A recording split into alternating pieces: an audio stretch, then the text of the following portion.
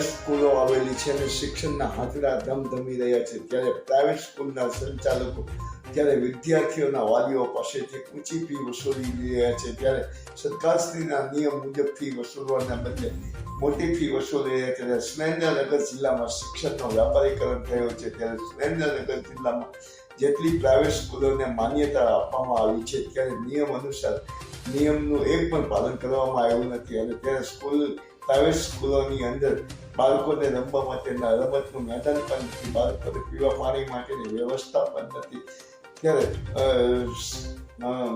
જે પ્રાઇવેટ સ્કૂલના સંચાલકો દ્વારા સુરેન્દ્રનગર જિલ્લાના વિદ્યાર્થીઓના વાલીઓ પાસેથી ઊંચી ફી વસૂલીને ઉઘાડી લૂંટ ચલાવી રહ્યા છે. ત્યારે સુરેન્દ્રનગર જિલ્લામાં શિક્ષણનું વ્યાપારીકરણ થઈ ગયું છે, ત્યારે ઊંચી ફી વસૂલતા હોવાના કારણે વિદ્યાર્થીઓના વાલીઓમાં ખૂબ જ રોષ ફેલાઈ રહ્યો છે. તો સુરેન્દ્રનગર જિલ્લાના શિક્ષણ અધિકારીએ જ્યારે પ્રાઇવેટ ખાનગી સ્કૂલો સંચાલકો દ્વારા જ્યારે ઊંચી ફી વસૂલવામાં આવી છે તેઓની સામે કાયદેસરની કાર્યવાહી કરવા માટેની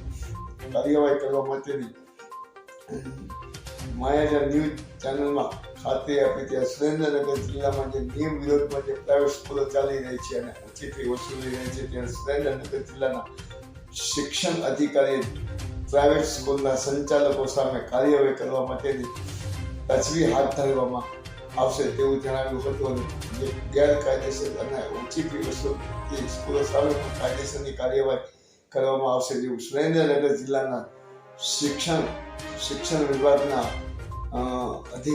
મુખ્ય અધિકારીએ જણાવ્યું હતું. માયાજાળ ન્યૂઝ ચેનલ જયેશ ચૌહાણ, સુરેન્દ્રનગર. અરવિંદ કુમાર મહેન્દ્ર કુમાર ઓઝા, જિલ્લા શિક્ષણ અધિકારી સુરેન્દ્રનગર. સાહેબ, સુરેન્દ્રનગર જિલ્લામાં આજે પ્રાઇવેટ સ્કૂલો કેટલી આવેલી છે અને જે સ્કૂલોની અંદર જે પ્રાથમિક સુવિધાનો અભાવ છે, સ્કૂલના મેદાનો નથી અને શિક્ષણનું વ્યાપારીકરણ કરવામાં આવ્યું છે અને જે ગરીબ વર્ગના લોકો પાસેથી ઊંચી ફી વસૂલી રહ્યા છે એ બાબતે આપ શું કહેશો અને શું કાર્યવાહી કરશો? સુરેન્દ્રનગર જિલ્લામાં જે સ્વનિર્ભર શાળાઓ આવેલી છે એની તપાસો કરવામાં આવી છે અને હાલ ઇન્સ્પેક્શનનો દોર ચાલી રહ્યો છે. એ દરમિયાન શાળાઓમાં જ્યાં ફી રેગ્યુલેશન કમિટી દ્વારા નિર્ધારિત કરવામાં આવેલી ફી કરતાં વધારે જે ફી લેવાઈ રહી છે એની તપાસ કરતાં જો ધ્યાને બાબતમાં આવશે તો બિલકુલ ચલાવી નહીં લેવાય અને શાળાઓને નોટિસ ફટકારીને એની પૂર્ણ તપાસ કરીને યોગ્ય કાર્યવાહી કરવામાં આવશે.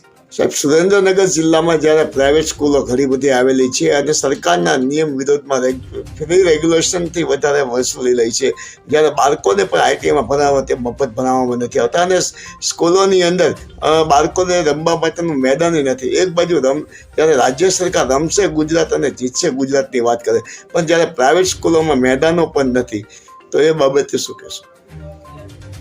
મેદાનની મંજૂરી જ્યારે લેવામાં આવે છે શાળાને ત્યારે મેદાન હોવું અનિવાર્ય છે અને અનિવાર્યતા મેદાન હોય તો જ એને મંજૂરી મળવા પાત્ર થાય છે. અને આવી કોઈ શાળાઓ જો સુરેન્દ્રનગરમાં હશે તો એની તપાસ કરીને આપણે જે તે શાળાને મેદાન ઉપલબ્ધ કરાવવા માટે આપણે નોટિસ આપીશું અને મેદાન ઉપલબ્ધ થયેથી એમની કાયદેસરની મંજૂરીની ઉપલબ્ધતા આપણે આપીશું.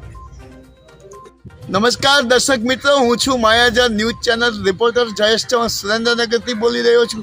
જ્યારે ગુજરાત રાજ્યમાં ભારતીય જનતા પાર્ટી સરકાર સત્તામાં આવ્યાને 28 વર્ષ થયા છે. 28 વર્ષની અંદર સુરેન્દ્રનગર જિલ્લામાં શિક્ષણનો વ્યાપારીકરણ થયો છે. સુરેન્દ્રનગર જિલ્લામાં તેમજ સમગ્ર રાજ્યની અંદર શિક્ષણના જ્યારે હાથડાઓ ધમધોકા ચાલી રહ્યા છે, ત્યારે સુરેન્દ્રનગર જિલ્લામાં તેમજ ગુજરાત રાજ્યની સરકારી શાળાઓમાં સારા શિક્ષકો નથી. જ્યાં ઘણી જગ્યાએ શિક્ષકો છે શાળાના ઓરડાની ઘટ છે, પરંતુ સુરેન્દ્રનગર જિલ્લામાં તેમજ ગુજરાત રાજ્યમાં અનેક પ્રાઇવેટ સ્કૂલો ખાનગી ચાલી રહી છે.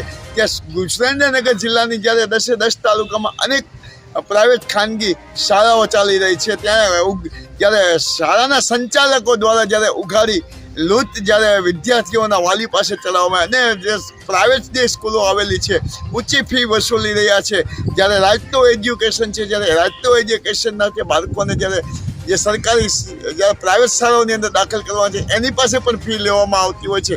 ત્યાં સુરેન્દ્રનગર જિલ્લામાં જ્યારે શિક્ષણનો વ્યાપારીકરણ થઈ રહ્યો છે, ત્યારે સુરેન્દ્રનગર જિલ્લામાં શિક્ષણના નામે જ્યારે પ્રાઇવેટ સ્કૂલના સંચાલકો બેફામ પ્રમાણમાં વિદ્યાર્થીઓના વાલી પાસે ઉઘાડી લૂંટ ચલાવે છે, ત્યારે સુરેન્દ્રનગર જિલ્લામાં શિક્ષણનું સ્તર સરકારી શાળામાં સાવ દિન પ્રતિદિન નીચું જતું જાય છે. જો રાજ્યની ભાજપ સરકાર, રાજ્યના મુખ્યમંત્રી જો આજે શિક્ષણ મંત્રી રાજ્યના સરકારી શાળાઓમાં સારું ધ્યાન આપે તો ગરીબ વર્ગના બાળકોને અને મધ્ય વર્ગના બાળકોને સારું શિક્ષણ આપીએ, પરંતુ જ્યારે રાજ્ય સરકાર ખુદ અને સીએમ પણ શિક્ષણની અંદર ધ્યાન આપતા નથી, ત્યારે સુરેન્દ્રનગર જિલ્લા સહિત સમગ્ર રાજ્યમાં અનેક પ્રાઇવેટ સ્કૂલોની અંદર જ્યારે સ્કૂલના સંચાલકો દ્વારા ઉઘાડી લૂંટ ચલાવવામાં આવે છે. આવી જ રીતે સુરેન્દ્રનગર જિલ્લામાં અનેક પ્રાઇવેટ શાળાઓ છે, પણ પ્રાઇવેટ શાળાના સંચાલકોએ જ્યારે શિક્ષણને વ્યાપારીકરણ કરી દીધું છે અને ઉઘાડી લૂંટ ચલાવાઈ રહી છે, ત્યારે સુરેન્દ્રનગર જિલ્લામાં જ્યારે રાજ્ય સરકાર દ્વારા અને શિક્ષણ વિભાગ દ્વારા સરકારની જે સ્કૂલોની માન્યતા આપવાની હોય પણ તેના નિયમો વિરોધમાં માન્યતામાં આપી છે. ઘણી સરકારી જે પ્રાઇવેટ સ્કૂલો બનાવી છે ત્યાં બાળકોને રમવા માટે મેદાન પણ નથી હોતું. સરકારી શાળાઓની અંદર બાળકોને પીવાની પણ પાણીની વ્યવસ્થા નથી હોતું. જ્યારે આ પ્રાઇવેટ સ્કૂલોની અંદર શિક્ષણની અંદર જે ઘણી બધી ખામીઓ રહી છે, ખરેખર રાજ્ય સરકારે એ કરવું જોઈએ. અને જ્યારે ઊંચી ફી વસૂલતી જે પ્રાઇવેટ સ્કૂલો પાસે જે સુરેન્દ્રનગર જિલ્લાના શિક્ષણ અધિકારીએ જેની સામે કાયદેસર કાર્યવાહી કરવી જોઈએ અને નિયમ વિરોધમાં જ્યારે માન્યતા આપવી હોય તેવી પ્રાઇવેટ સ્કૂલોને રદ કરવી જોઈએ. માયાજાત ન્યૂઝ ચેનલ, જયેશ ચૌહાણ, સુરેન્દ્રનગર.